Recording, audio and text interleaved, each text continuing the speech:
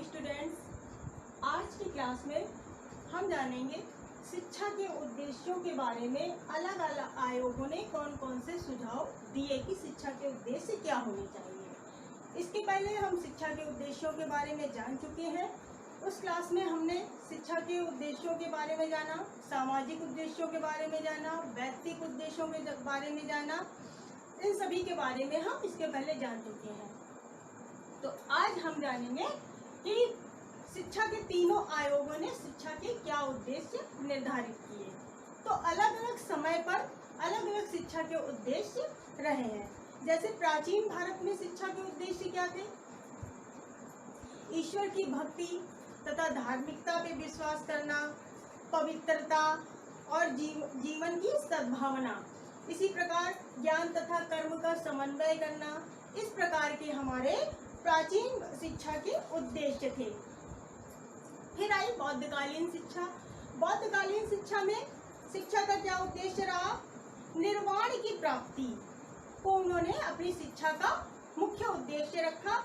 इसमें ज्ञान का विकास, सामाजिक आचरण की शिक्षा, चारित्रिक भावना, मानव संस्कृति का संरक्षण तथा विकास करना और बौद्ध धर्म की शिक्षा का प्रसार करना, यह उनकी शिक्षा के उद्देश्य थे।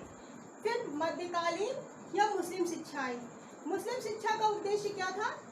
उसका मेन उद्देश्य था इस्लाम धर्म का प्रचार करना और इस्लामी राज्य का विस्तार करना। इसके साथ साथ शरीयत का प्रसार करना, चरित्र का निर्माण करना, भौतिक सुखों व सांसारिक ऐश्वर्य की प्राप्ति करना। इस प्रकार मुस्लिम शिक्षा के कुछ अलग उद्देश्य रहे। इसी प्रकार ब्रिटिशकालीन शिक्षा आई।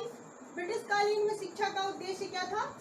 ब्रिटिश साम्राज्य को संगठित करना, उसके साथ साथ ऐसे भारतीयों का निर्माण करना जो रंग रूप में तो भारतीय हों, किंतु क्या हो उनकी जो वेशभूषा है और उनकी बातचीत, उनके चिंतन करने का तरीका, ये सब में क्या हो जाए, वो अंग्रेज हो जाए। ऐसी ब्रिटिशकालीन शिक्षा के उद्देश्य थे। इसके साथ यूरोपीय संस्कृति का विकास करना, विज्ञान का प्रसार करना, पाश्चात्य ज्ञान विज्ञान से परिचित कराना। मतलब जो ब्रिटिश शिक्षा का उद्देश्य था वो क्या था कि अंग्रेजी शिक्षा का भारत में प्रचार प्रसार करना। तो एक क्वेश्चन आपके पेपर में आता है कि अलग अलग समय पर शिक्षा के उद्देश्य क्या रहे। उसमें आप यह बता सकते हैं अलग अलग तरह से शिक्षा के उद्देश्य क्या रहे। ब्रिटिश काल में क्या रहे, बौद्ध में क्या रहे, जैन में क्या रहे। और दूसरा क्वेश्चन आपके पेपर में आता है कि तीनों आयोगों द्वारा शिक्षा के उद्देश्यों का वर्णन कीजिए। इसलिए भारत सरकार ने 23 सितंबर 1952 को मद्रास विश्वविद्यालय के कुलपति डॉक्टर लक्ष्मण स्वामी मुदालियर की अध्यक्षता में माध्यमिक शिक्षा आयोग का गठन किया, जिसके अध्यक्ष थे लक्ष्मण स्वामी मुदालियर। इनके नाम पर ही इस आयोग का नाम मुदालियर आयोग भी कहा जाता है। यानी माध्यमिक शिक्षा आयोग को हम मुदालियर शिक्षा आयोग के नाम से भी जानते हैं। इस शिक्षा इनके द्वारा निर्धारित शिक्षा के उद्देश्य से गणतांत्रिक नागरिकता का विकास करना। गणतांत्रिक नागरिकता का विकास करना अर्थात लोकतंत्र की भावना का विकास करना। ऐसी भावना विकास करना जो अपने राष्ट्र के बारे में सोचे, उनकी लोगों की स्वतंत्रता पर, सामाजिक, आर्थिक, राजनीतिक विषयों पर स्वतंत्रता पूर्वक निर्णय लेने की क्षमता का विकास करना इस गणतांत्रिक नागरिकता के विकास के अंतर्गत उद्देश्य रखा गया, जिससे लोगों को अपने बारे में बोलने की क्षमता, उनकी योग्यताओं के अनुसार उनको विकसित करने की क्षमता का विकास करना, स्पष्ट चिंतन का विकास करना आदि सिखाया गया। नेक्स्ट है हमारा व्यावसायिक क्षमता का विकास। तो ये इस आयोग ने दूसरा उद्देश्य जो अपना रखा वो रखा कि छात्रों के अंदर जीविकोपार्जन हेतु उपयोगी बनाना है उनको। ऐसा छात्र हमको निर्माण करना है जो अपना जीविकोपार्जन स्वयं कर सके। तो इसके अंतर्गत माध्यमिक शिक्षकों को अपने छात्रों को तकनीकी एवं व्यावसायिक कुशलता तथा उत्पादन में वृद्धि पर विशेष ध्यान देने पर केंद्रित करना चाहिए छात्रों का। इसके साथ साथ राष्ट्र की समृद्धि सहायता कर सके ऐसे बालक का निर्माण करना, यानी काम के प्रति नया दृष्टिकोण अपनाना और साथ साथ प्रत्येक स्तर पर तकनीकी कुशलता देना तथा उनको निपुण बनाना। नेक्स्ट है हमारा व्यक्तित्व का विकास। तो व्यक्तित्व का विकास यानी जो हमारी शिक्षा का उद्देश्य है वो क्या है? व्यक्ति का सर्वांगीण विकास करना, उसके व्यक्तित्व का विकास करना। तो शिक्षा ऐसी होनी चाहिए जो व्यक्ति के व्यक्तित्व का विकास करे। छात्रों के अंदर साहित्यिक, कलात्मक और सांस्कृतिक विकास करे। इसके साथ साथ संस्कृति के विकास को भली भांति छात्र समझ सके, ऐसी शिक्षा का उद्देश्य हमारा होना चाहिए। इसके लिए जो पाठ्यक्रम निर्धारित किया गया उसमें कला की शिक्षा, संगीत की शिक्षा, नृत्य की शिक्षा, इस प्रकार के विषयों को भी सम्मिलित कर लिया। नेक्स्ट है हमारा नेतृत्व के गुणों का विकास। तो माध्यमिक शिक्षा आयोग ने व्यक्तियों का सामाजिक, राजनैतिक, औद्योगिक तथा सांस्कृतिक क्षेत्रों में नेतृत्व के उत्तरदायित्व को वहन करने वाला ऐसा व्यक्ति बनाने की बात कही।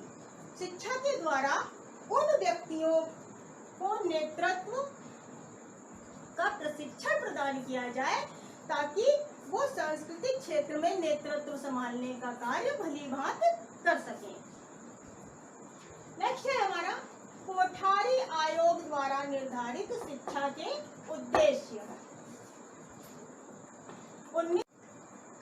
शिक्षा के उद्देश्य 1964-66।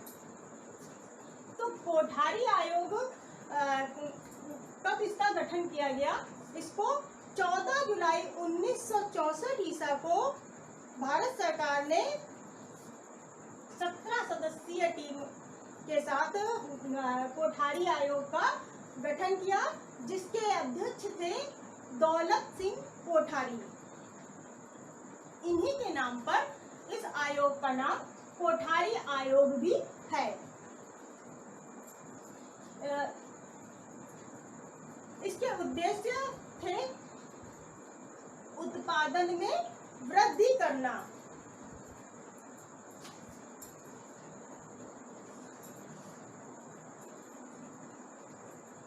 तो उत्पादन में वृद्धि कैसे होगी? तो इसके लिए छात्रों को विज्ञान की शिक्षा देना, इसके साथ साथ शिल्प विज्ञान, औद्योगिकरण हेतु उत्पादन की क्रियाओं में लगाना, ऐसी शिक्षा का उद्देश्य होना चाहिए। व्यवसाय परक शिक्षा का उद्देश्य लाने की बात इस आयोग ने की। उच्च शिक्षा में कृषि, तकनीकी शिक्षा पर बल देने की बात की कोठारी आयोग ने। नेक्स्ट है हमारा सामाजिक तथा राष्ट्रीय एकता को सुदृढ़ बनाना। राष्ट्रीय एकता आयोग ने जब अपनी जांच की तो उसने यह अनुभव किया कि जो हमारी तत्कालीन शिक्षा है उसके अंतर्गत राष्ट्रीय एकता तथा वो एकीकरण को कायम करने में जो है वो कामयाब नहीं हो पा रही है, यानी विफल हो रही है। इसको ध्यान में रखते हुए उन्होंने शिक्षा की गुणवत्तापूर्ण शिक्षा प्रदान करने की बात कही, जिसमें समान स्कूल प्रणाली और समाज सेवा व राष्ट्र सेवा कार्य बच्चों के लिए अनिवार्य हो, ऐसी शिक्षा दी जाए।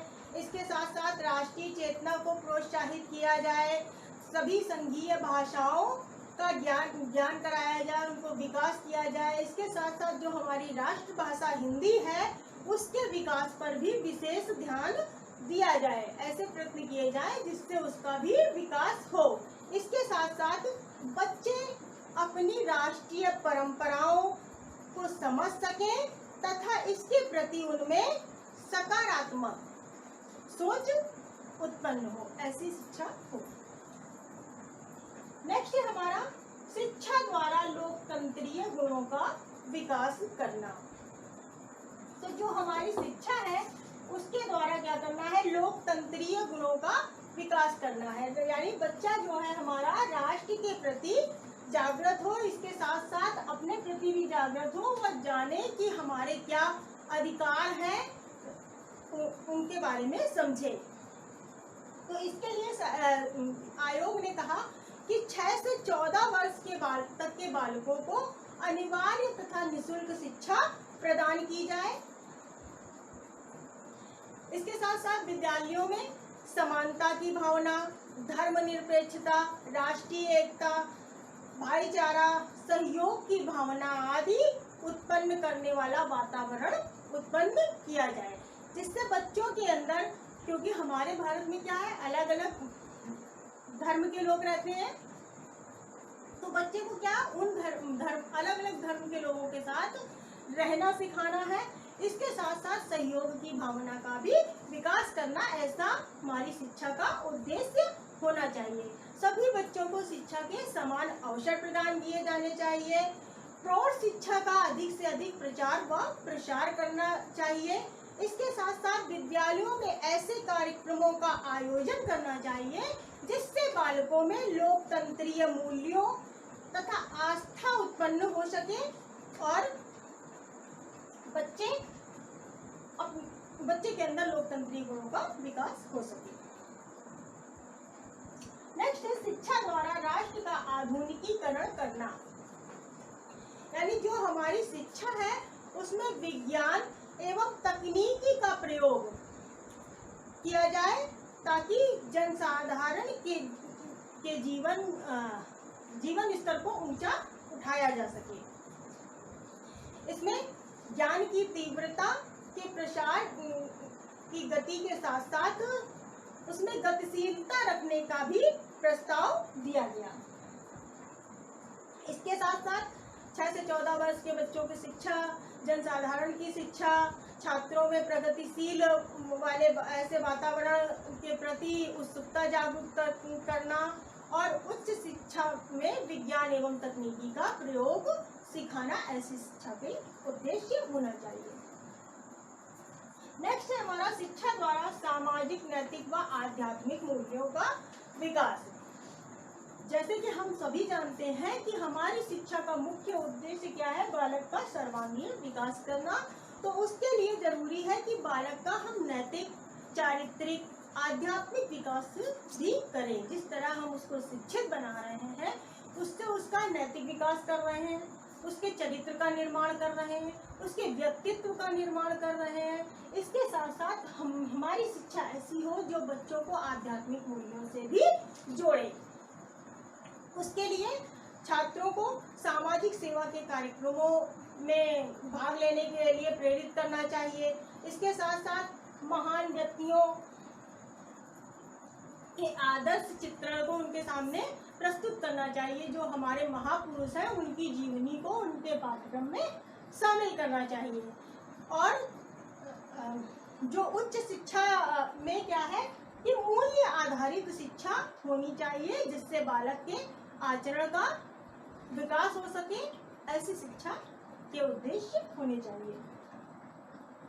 नेक्स्ट है हमारा राष्ट्रीय शिक्षा नीति 1986।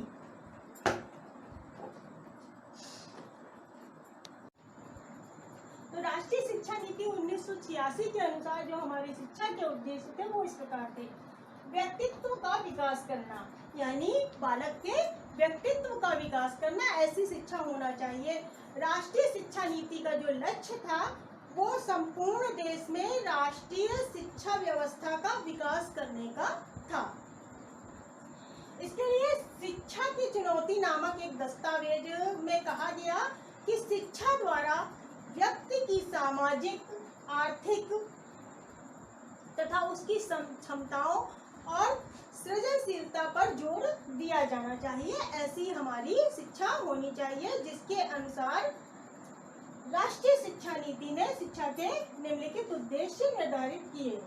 व्यक्तित्व का विकास करना, यानी बालक के व्यक्तित्व का विकास करना, उसकी पर्सनालिटी को डेवलप करना, इस प्रकार की शिक्षा होनी चाहिए। नेक्स्ट है हमारा वैज्ञानिक दृष्टिकोण का विकास करना, यानी बालक की बौद्धिक क्षमता का विकास करना। जब बौद्धिक क्षमता का विकास होगा तभी तो वो वैज्ञानिक सोच होगी। तो इसलिए ऐसे दृष्टिकोण को उनका विकसित किया जाए जिससे बालकों में वैज्ञानिक सोच का विकास हो सके। नेक्स्ट है समाजवाद के मूल्यों का विकास।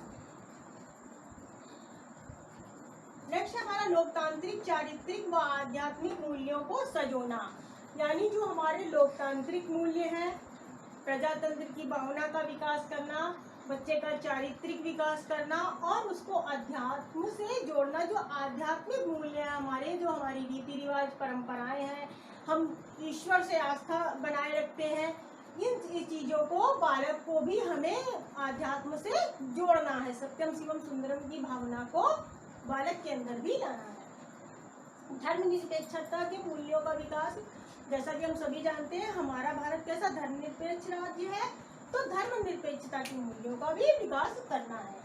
व्यावसायिक क्षमता का विकास करना, यानी बालक को जीविकोपार्जन के लिए सुदृढ़ बनाना, ऐसा उसको तैयार करना है ताकि वह जीविकोपार्जन अपना आसानी से कर सके। श्रम के प्रति स्वस्थ दृष्टिकोण अपनाना, यानी उसको क्या सोचना है कि नहीं, हम जो कार्य कर रहे हैं उसमें परिश्रम करना आवश्यक है, ऐसे दृष्टिकोण को अपनाना है। विषम परिस्थितियों का सामना करना सिखाना, यानी जो विषम परिस्थितियां हैं, जब हमारे सामने समस्याएं उत्पन्न हो जाती हैं तो उसमें हम किस प्रकार समस्याओं से लड़ेंगे और उनका सामना कैसे करेंगे, इसके साथ साथ हम जीतेंगे भी, इस प्रकार की भावना का बालक में विकास करना चाहिए। शिक्षा हमारी ऐसी हो जो बालक को विषम परिस्थितियों की लड़ने की शक्ति प्रदान करे। अंतर्राष्ट्रीय भावना का विकास करना तथा अंतर्राष्ट्रीय समझ का विकास करना। इसके साथ ही साथ हमारी शिक्षा ऐसी हो जिसके अंतर्गत अंतर्राष्ट्रीय भावना, यानी विश्व बंधुत्व की जो भावना हम कहते हैं, वो भावना बालक के अंदर जागृत हो सके और अंतर्राष्ट्रीय समझ का भी विकास हो सके। ये हमारी राष्ट्रीय शिक्षा नीति के उद्देश्य थे। तो इस प्रकार आज हमने तीनों आयोगों के शिक्षा के उद्देश्यों के बारे में जाना। आज हमारा यूनिट फर्स्ट यहाँ से समाप्त होता है। अब हम नेक्स्ट क्लास में सेकेंड यूनिट पे पढ़ेंगे।